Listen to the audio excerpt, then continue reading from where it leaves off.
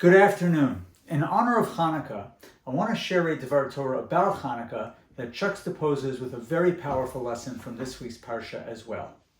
We know, the Talmud tells us, that the menorah commemorates the miracle of the Pach Shemen. We light the menorah for lights to commemorate the miracle of the one jar of pure olive oil that burned not just for the one night that it should have, but for the 8 nights until the Maccabim, until the Kohanim were able to retrieve additional pure olive oil for the lighting of the menorah. There's a famous question that is asked about the Hanukkah miracle, which is essentially, what's the big deal that there was a miracle in the Beis HaMikdash? There were miracles every day in the Beis HaMikdash. We are told that the lechem apanim, the showbread, stayed warm, fresh out of the oven from 1 week to the next, a full 7 days. And the rain never extinguished the fire on the Mizbeach. And the list goes on. It's a Mishnah in Pirkei Avot.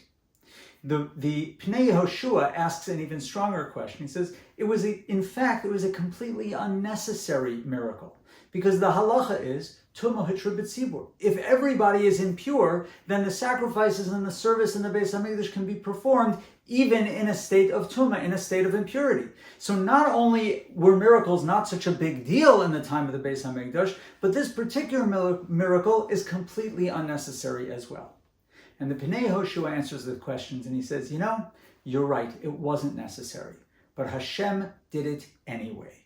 Specifically to show us that he was back at our sides. After this dark period of Jewish history where they had been exiled from the Beis HaMikdash, where the service had been interrupted, where idols had been set up in the Beis HaMikdash, Hashem wanted the Jewish people to know, we're back together again.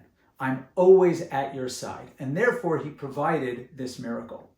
We see a very similar idea when Yosef's brothers sell him down to Egypt. He is sold on a caravan of Yishmaelim.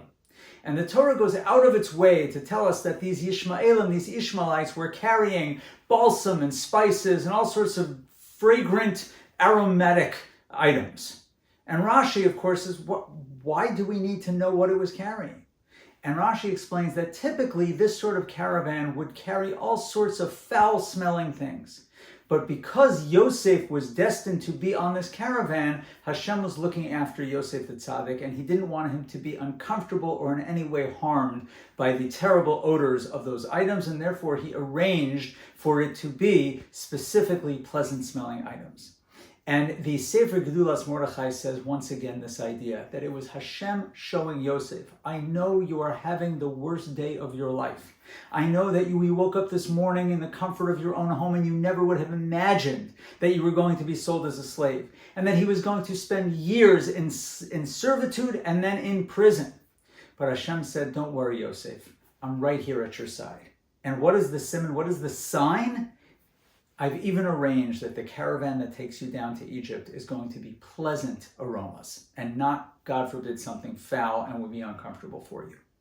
This is a powerful idea to remember through the dark nights of Hanukkah. We have been in Gullus, we've been in exile for 2,000 years. But when we light the menorah tonight and each night of Hanukkah, we need to remember that Hashem is always at our side. Have a wonderful Shabbos and a freilichen Hanukkah.